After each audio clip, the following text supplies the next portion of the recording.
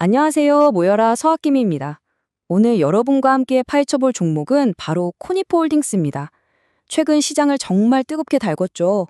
평범해 보이던 정말 작은 보험사 주가가 어느 날 갑자기 폭주하기 시작했는데요.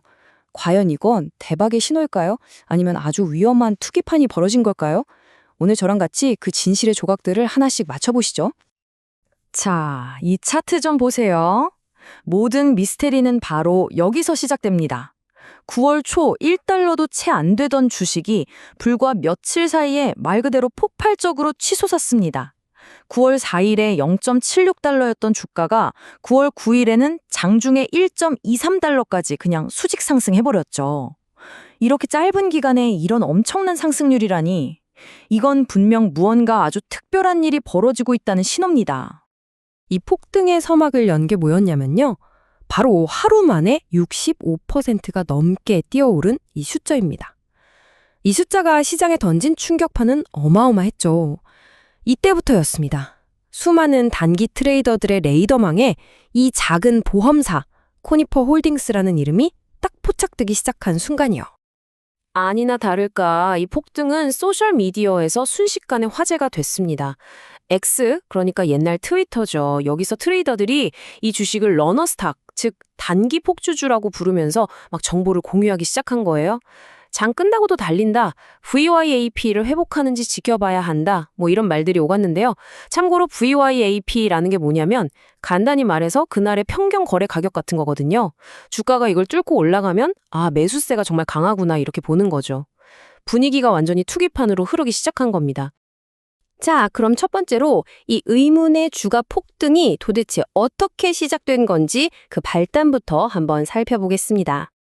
그리고 두 번째, 이 폭등의 중심에 있는 코니퍼 홀딩스 과연 어떤 회사인지 그 속사를 한번 들여다보죠. 코니퍼는요, PNC 보험, 그러니까 손해보험을 하는 회사입니다. 우리가 흔히 아는 주택보험, 자동차 보험처럼 재산상의 손실이나 어떤 사고가 났을 때 배상 책임을 보장해주는 그런 상품을 다루는 곳이라고 생각하시면 돼요. 좀 더 자세히 보면 2009년에 미시건주에서 시작한 뭐랄까 좀 작은 보험사예요. 근데 이 회사의 전략이 재밌습니다. 바로 틈새 시장을 노리는 거죠. 허리케인 같은 아주 큰 자연재해 위험이 좀 덜한 지역의 주택 소유자 보험이나 화재 보험에 집중해서 리스크를 관리하려고 하는 거예요. 하지만 아무리 그래도 보험 산업 전체가 흔들리면 이 회사도 자유로울 순 없겠죠. 이게 바로 이 회사의 근본적인 약점입니다. 자, 여기서 정말 중요한 포인트가 나옵니다. 집중해두세요. 이 회사는 지금 엄청난 변신, 그러니까 대대적인 체질 개선의 한가운데에 있습니다. 2024년 말 아예 보험 운영 사업부를 싹 다 팔아버리는 초강수를 둡니다. 왜 그랬을까요? 직접 위험을 떠안는 대신에 그냥 보험 상품 팔아주고 수수료만 받는 훨씬 안정적인 에이전시 모델로 갈아타려는 거죠. 과거에 재해 때문에 쌓인 손실을 한 번에 끊어내려는 일종의 고육지책이라고 볼 수 있습니다. 세 번째 파트입니다. 엇갈리는 재무신호. 과연 재무제표는 이 엄청난 주가 상승을 설명해 줄 수 있을까요? 들여다보면 상황이 꽤나 복잡합니다. 이 표를 한번 보시죠. 언뜻 보면 굉장히 좋아 보여요. 순이익이 흑자로 돌아섰고 1분기보다 2분기에 무려 4배나 늘었잖아요. 작년 이맘때는 적자였는데 흑자로 전환했으니 와, 대단하다 싶죠. 하지만 이게 바로 함정입니다. 좀 더 깊게 파고들면 전혀 다른 이야기가 나와요. 정작 회사의 핵심 사업, 그러니까 영업 활동으로는 여전히 돈을 까먹고 있다는 거죠. 그럼 저 순이익은 뭐냐? 바로 2024년에 사업부 팔아서 생긴 일회성 수익 덕분이에요. 본업이 좋아진 게 아니라는 거죠. 거기다 재보험 비용은 계속 오르지, 합산 비율은 100%를 넘지, 이건 보험료로 받은 돈보다 보험금으로 나간 돈이 더 많다는 뜻이거든요. 그러니까 겉과 속이 다른 아주 혼란스러운 신호를 투자자들에게 보내고 있는 셈입니다. 자, 네 번째. 그렇다면 이 랠리의 진짜 이유는 뭘까요? 펀더멘탈은 이런데 주가는 왜 하늘로 솟았을까요? 그건 바로 여러 가지 요인이 한꺼번에 터진 말 그대로 퍼펙트 스톰 때문이었습니다. 이 네 가지가 딱 맞아떨어지면서 투기적인 분위기를 만들어낸 겁니다. 첫째, 보험업계 전체가 자연재해 때문에 죽을 쓰고 있었어요. 둘째, 바로 그런 상황에서 상대적으로 대형재해 위험이 적은 코니퍼가 일종의 안전한 피난처처럼 보이기 시작한 거죠. 셋째, 공매도 물량이 많았는데 이걸 노리고 숏스퀴즈를 일으키려는 투기 세력이 몰려들었고요.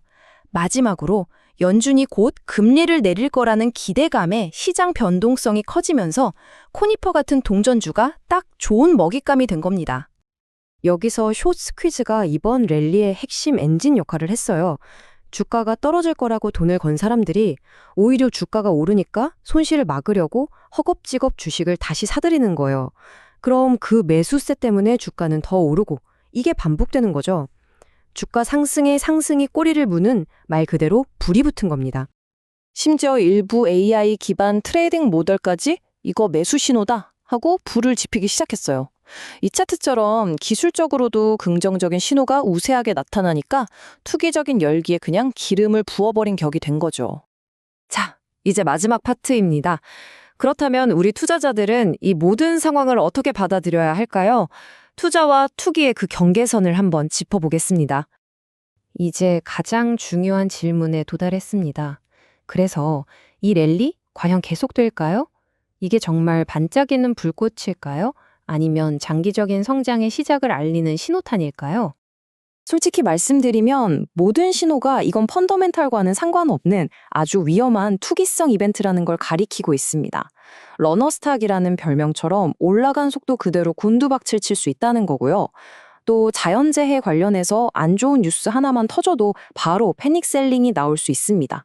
이 회사의 진짜 가치는요, 아직 진행 중인 그 사업 모델 전환이 성공하느냐 마느냐에 달려있다는 점 절대 잊으시면 안 됩니다. 이 타임라인을 보면 이제 모든 퍼즐 조각이 딱 맞춰지는 느낌이죠. 2024년 사업 매각으로 판을 깔았고 2025년 8월에 헷갈리는 실적 발표로 묘한 기대감을 심어줬어요.